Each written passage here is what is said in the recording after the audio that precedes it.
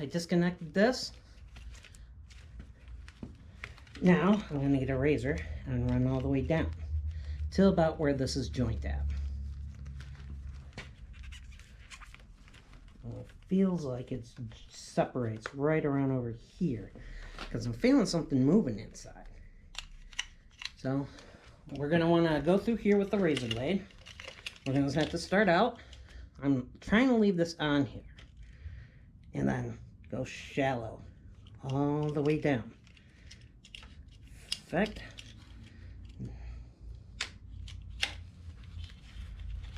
Continue on. As we can see, we can start seeing some of the wires at to there, and as far as there. So we know we got something going on here. Power is going into those wires, but for some reason it's not going all the way through, which is odd. And I am noticing that we got some split offs going on in here. So I'm going to continue all the way through. Alright, I do not see anything else that could possibly cause an issue. But one of the things is checking on this is that we're going to need to be able to make sure the power is going where it's. See, I already tested out with a test light, checking everything through. In fact, I ran it all the way through where it comes out through under the bike, through here. I traced it all the way in, was able to determine that there's power going in through here. So that saved me, that took about an hour to do. Because you got to check.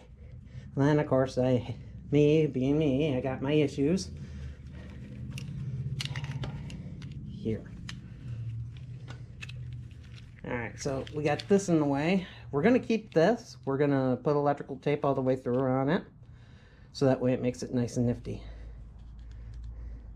And as you can see, I had tested. Hopefully you can get this in here.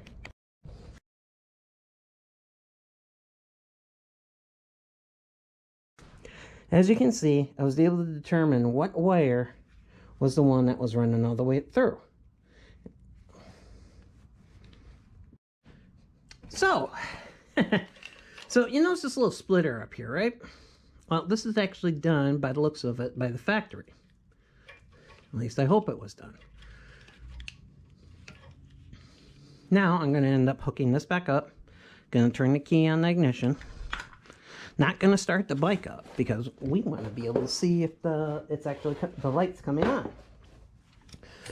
Because according to what I read, is that these two oranges run up to the neutral, and they also split off to the oil as well. So this could be where my freaking problem is. It could be just inside here that's just bad. So we'll go ahead and double check on this because I know I was getting power at least on the orange.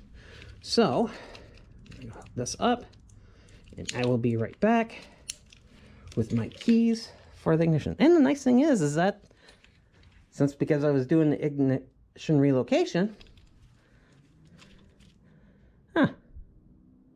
oh, that just saves me time. I don't have to tap any holes into that. I just got to tap the holes in and there you go. That just makes it a lot easier for me. Yay! Science! I'll be right back. I got power running up to here. Gotta remember, this is the one in which we're looking for.